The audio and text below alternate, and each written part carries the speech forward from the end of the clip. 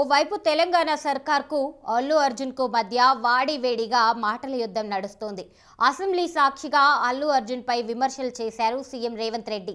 ఆ వెంటనే Allu Arjun press meet పెట్టి తనపై చేసిన విమర్శలపై ధీటుగా స్పందించాడు కూడా. పేర్లు ప్రస్తావించకుండా ఇద్దరు ఇలా ప్రతి విమర్శలు చేసుకుంటున్న టైంలో పుండు మీద కారం చల్లినట్లు పుష్ప 2 నుంచి రెచ్చగొట్టే సాంగ్ రిలీజ్ చేశారు. దమ్ముంటే పట్టుకోర షెకావతు, పట్టుకుంటే వదిలేస్తా సిండికేటు అనే సాంగ్ నిమిషాల్లో వైరల్ అయింది. రేవంత్ ని పోలీసుల్ని రెచ్చగొట్టేందుకు బన్నీ ఇలా చేశాడంటూ ఓ టైంలో ప్రచారం కూడా నడిచింది. అయితే ఆ వెంటనే ఆ పాటను యూట్యూబ్ నుంచి తొలగించారు. ఈ వివాదం సంగతి పక్కన పెడితే ఆ పాట వెనుక జరిగిన ఆసక్తికర విషయాన్ని మ్యూజిక్ డైరెక్టర్ దేవిశ్రీ ప్రసాద్ బయటపెట్టాడు. బన్నీకి తెలియకుండా ఆ పాటను రికార్డింగ్ చేసినట్లు వెల్లడించాడు. బన్నీపై సాంగ్ రికార్డింగ్ చేయాలని మేం ఎప్పుడూ అనుకోలేదు. ఎందుకంటే బన్నీలో పాట పాడే యాంగిల్ ఉందని నేను అనుకోను.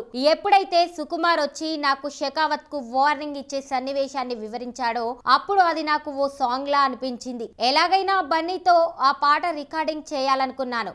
బన్నీని స్టూడియోకి తీసుకొచ్చాడు సుకుమార్. దమ్ముంటే పట్టుకోర షెకావతు అనే లైన్స్ ని అతడితో చెప్పించాం. దానికి డోలక్తో పాటు మరికొన్ని సంగీత వాయిద్యాల్ని నేను యాడ్ చేశాను.